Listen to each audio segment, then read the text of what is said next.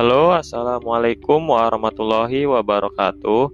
Dalam kesempatan kali ini, saya akan membuat video yang berjudul "Pentingnya Menanamkan Nilai-nilai Pancasila pada Generasi Z".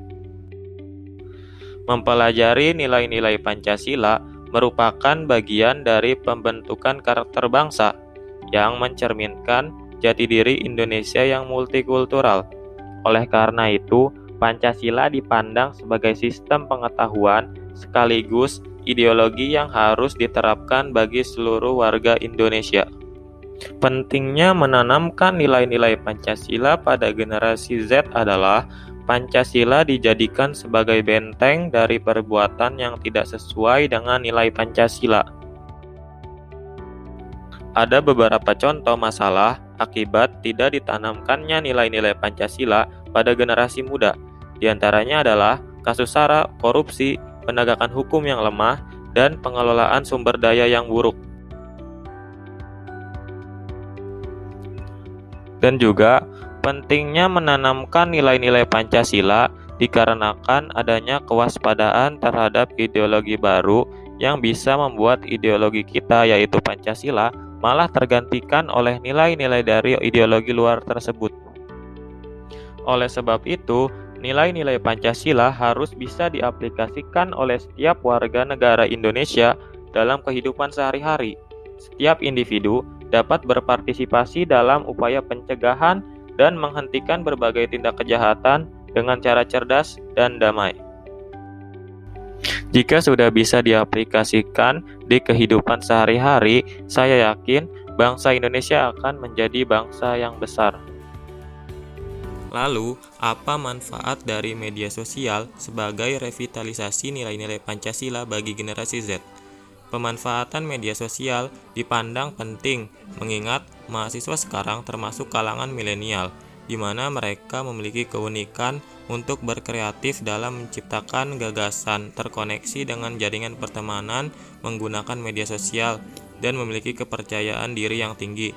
Generasi milenial adalah kelompok manusia yang aktif dan kreatif, serta menyukai gagasan yang bersifat kebaruan, sehingga mereka seringkali dinilai sebagai generasi yang mampu menciptakan ide baru sekaligus mudah berubah pilihan karena tingkat kejenuhan yang tinggi.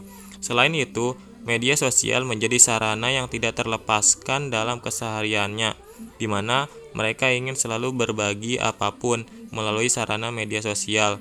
Tingkat kepercayaan diri mereka sangat baik, sehingga mereka ingin selalu menampilkan eksistensinya melalui berbagai sarana berbagi termasuk media sosial di dalamnya. Maka pemilihan media sosial sebagai strategi pembelajaran khususnya pemberian tugas terkait materi kuliah Pancasila menjadi pilihan logis, tepat, dan efektif serta mendorong pembelajaran yang aktif, kreatif, dan menyenangkan.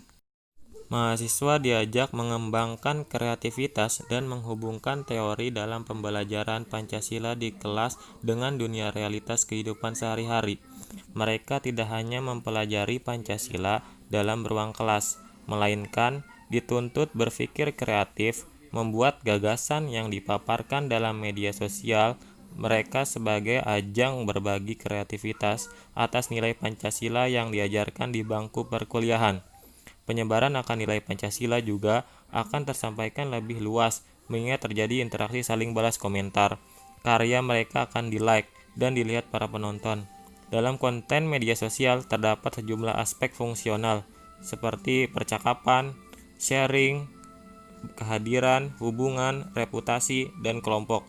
Media sosial adalah medium di internet yang memungkinkan pengguna merepresentasikan dirinya maupun berinteraksi, bekerja sama, berbagi, berkomunikasi dengan pengguna lain, membentuk ikatan sosial secara virtual. Dalam media sosial, 3 bentuk yang merujuk pada makna bersosial adalah pengenalan, komunikasi, dan kerjasama. Salah satu bentuk media sosial yang populer di kalangan masyarakat Indonesia adalah jejaring sosial yang digunakan untuk melakukan hubungan sosial berupa jaringan pertemanan baik pengguna yang dikenal secara online maupun offline. Contoh jejaring sosialnya adalah Facebook, Instagram, YouTube. Mungkin ini saja yang dapat saya sampaikan. Kurang lebihnya mohon maaf.